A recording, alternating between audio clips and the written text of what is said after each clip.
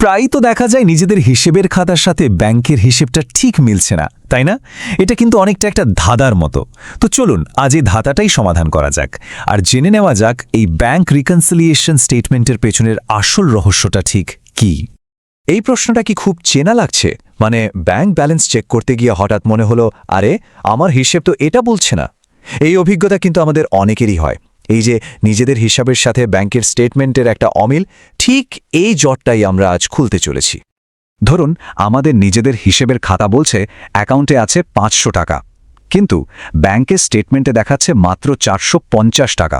এই যে 50 টাকার একটা পার্থক্য, এটাই কিন্তু সেই ছোট্ট রহস্যটা যেটা আমাদের সমাধান করতে হবে। আচ্ছা, তাহলে এই যে ব্যালেন্সের মধ্যে একটা অমিল দেখা যাচ্ছে, এর আসল রহস্যটা কি?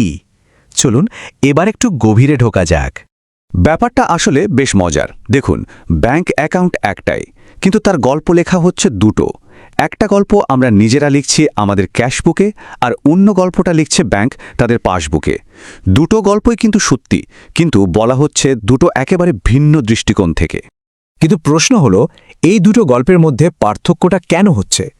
ব্যাপারটা অনেকটা গোয়েন্দা গল্পের মতো, তাই না? চলুন এবার আমরা এর পেছনের সূত্রগুলো এক এক করে খুঁজে বের করি। সাধারণত 4টে প্রধান কারণে এই অমিলটা দেখা যায়। প্রথমটা হলো সময়ের পার্থক্য। ধরুন কাউকে চেক ইস্যু করা হলো, কিন্তু সেই চেকটা এখনও ব্যাংকে জমা পড়েনি।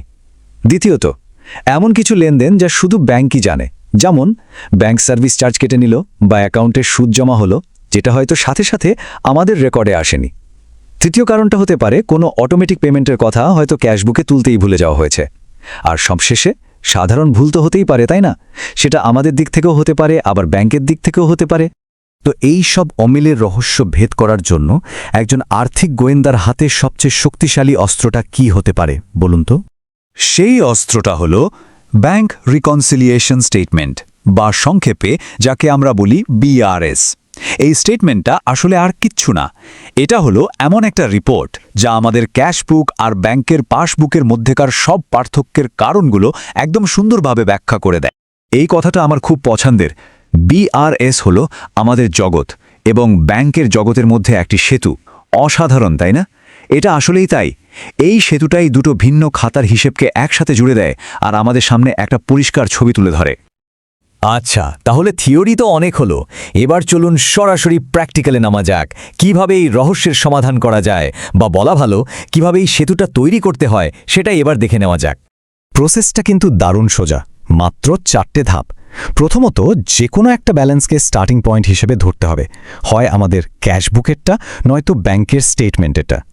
এরপর যে লেনদেনগুলো একটা খাতায় আছে কিন্তু অন্যটায় নেই, সেগুলোকে অ্যাডজাস্ট করতে হবে, মানে হয় যোগ করতে হবে বা বিয়োগ করতে হবে। আর ব্যাস, সব ঠিকঠাক করলে দেখা যাবে যে অন্য খাতার ব্যালেন্সের সাথে হিসাবটা একদম মিলে গেছে। তবে একটা কথা কিন্তু মাথায় রাখা খুব দরকার, এর আসল উদ্দেশ্য কিন্তু সংখ্যাগুলোকে কোনোভাবে জোর করে মিলিয়ে দেওয়া নয়। আসল উদ্দেশ্য হলো সংখ্যাগুলো কেন আলাদা, তার পেছনের কারণটা খুঁজে বের করা এবং সেটাকে পরিষ্কারভাবে ব্যাখ্যা করা। এখন মনে প্রশ্ন আসতেই পারে যে এত কিছু করার দরকারটা কি? মানে কেন এই মেলানোর প্রক্রিয়াটা এতখানি জরুরি? এর গুরুত্ব কিন্তু বিশাল। প্রথমত, এটা আমাদের ফাইন্যান্সিয়াল রেকর্ডকে একেবারে নিখুঁত রাখতে সাহায্য করে। দ্বিতীয়ত, কোনো ভুল বা ধরুন কোনো জালিয়াতি হলে সেটা খুব তাড়াতাড়ি চোখে পড়ে। তৃতীয়ত, হাতে ঠিক কত টাকা আছে তার একটা সত্যিকারের পরিষ্কার ধারণা পাওয়া যায়। আর সবচেয়ে বড় কথা হলো, এটা একটা ভালো আর্থিক ব্যবস্থাপনার অন্যতম প্রধান স্তম্ভ। তাহলে এখন তো এই শক্তিশালী টুলটা আমাদের সবার হাতে চলে এলো। এবার ভাবার পালা, এই জ্ঞানটা কাজে লাগিয়ে আর কোন কোন আর্থিক রহস্যের সমাধান করা যায়। হিসেবের গরমিল মেলানো তো সবে শুরু।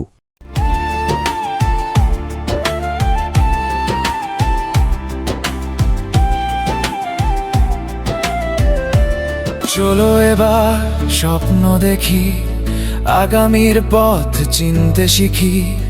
পথ দেখাবে স্কুল ক্যারিয়ার.in, তোমার স্বপ্ন পূরণ হবে, আসবেই সেই দিন। এখন হাতে শুধু এক কিক, ভবিষ্যৎ গড়ার এইটা পারফেক্ট ট্রিক। যোগ্যতার পরিশ্রমের মেলবন্ধনে স্বপ্নগুলো সত্যি হবে আজ এই ক্ষণে। চাকরি খোঁজা এখনো হয়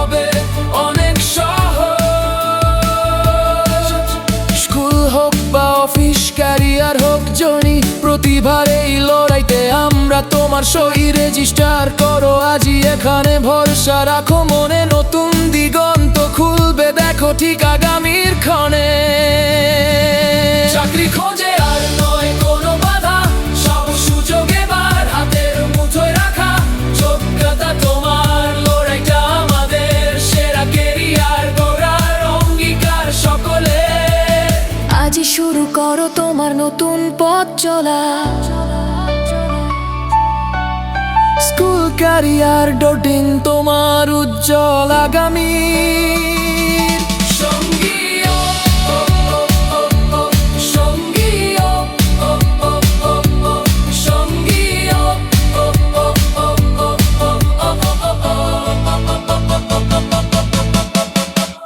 नमस्कार।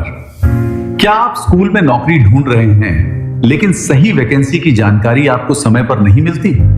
और अगर आप एक स्कूल चला रहे हैं तो क्या आपको भी योग्य और भरोसेमंद स्टाफ ढूंढने में परेशानी होती है?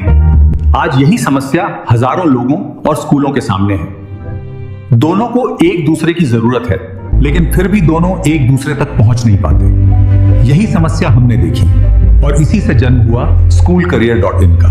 ये एक ऐसा ऑनलाइन प्लेटफॉर्म है जहां स्कूल अपनी वैकेंसी पोस्ट कर सकते हैं और उम्मीदवार सीधे उन नौकरियों के लिए आवेदन कर सकते हैं। यहाँ केवल टीचर्स ही नहीं बल्कि स्कूल से जुड़े कई पदों के अवसर उपलब्ध हैं, जैसे office staff, computer operator, accountant, librarian और अन्य पद।